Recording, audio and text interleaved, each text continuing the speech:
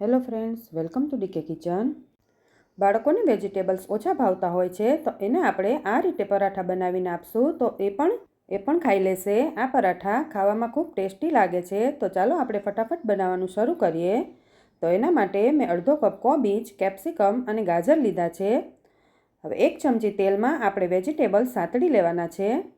Vegetables તમે તમારી પસંદ પ્રમાણે વધારે ઓછા કરી શકો છો અને ન ભાવતા હોય તો તમે સ્કીપ પણ કરી શકો છો. 2 થી 3 મિનિટ વેજીટેબલ સતળાઈ ગયા છે તો આપણે તેમાં અડધી ચમચી આદુ મરચાંની પેસ્ટ એડ કરી દઈએ. તીખું તમે વધારે ઓછું કરી શકો છો. હવે આપણે તેમાં મીઠું સ્વાદ પ્રમાણે એડ કરી દઈએ.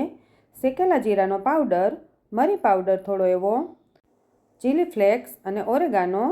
તમારે તીખું વધારે ના જોઈતું હોય તો ચીલી ફ્લેક્સ તમે સ્કીપ પણ કરી શકો છો. હવે આપણે તેને 2 મિનિટ સાતળી લઈએ. પછી તેમાં લીલા ધાણા એડ કરી દઈએ. પછી તેમાં આપણે પનીર છીણીને એડ કરી દઈએ. છીણીને જુઓ તો 2 થી 3 ચમચી જેટલું પનીર થશે. પછી તેમાં 1 ચીઝ ક્યુબ એડ કરી દેવાની. હવે આપણે બધું બરાબર મિક્સ કરી લઈએ. પછી આપણું સ્ટફિંગ આપણે ઠંડુ થવા દઈએ. રોટલીના લોટમાંથી આપણે રોટલી બનાવી લઈએ. મેં અહીંયા ઘઉંના લોટની રોટલી બનાવી છે. તમારે મેંદાના લોટમાંથી બનાવવી હોય તો તે પણ તમે બનાવી શકો છો. પછી આપણે તેમાં સ્ટફિંગ ભરી દઈએ. પછી તેને સારી રીતે પેક કરી દેવાનું જેથી આપણું સ્ટફિંગ બહાર ન નીકળી જાય. હવે આપણે લોટને ડસ્ટ કરીને આપણે પરાઠું બનાવી લઈએ.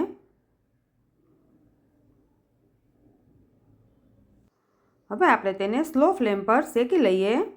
બંને સાઈડ ગોલ્ડન બ્રાઉન રંગનું થાય ત્યાં સુધી આપણે શેકી લેવાનું છે. ઘી, તેલ, બટર તમે કંઈ પણ મૂકીને શેકી શકો છો.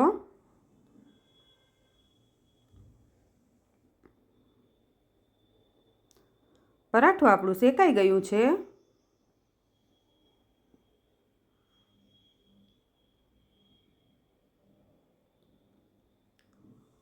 આ પરાઠું તમે દહીં સાથે, સોસ સાથે, ચટણી સાથે કોઈ પણ સાથે ખાઈ શકો છો.